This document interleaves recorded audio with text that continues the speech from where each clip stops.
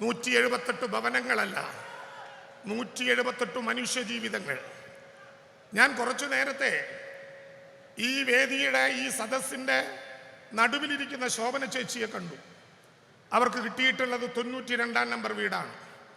കെട്ടിപ്പിടിച്ച് ഒരുപാട് നേരം കരഞ്ഞു. അവർ മുഖ്യമന്ത്രിയോട് പറയാൻ ഒരു കാര്യം എന്നെ ചുമതലപ്പെടുത്തി.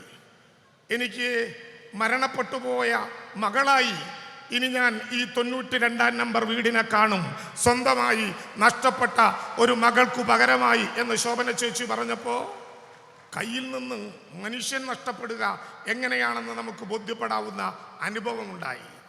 എങ്ങനെ ഈ വിജയഗാഥ കേരളത്തിന് തീർക്കാനായി?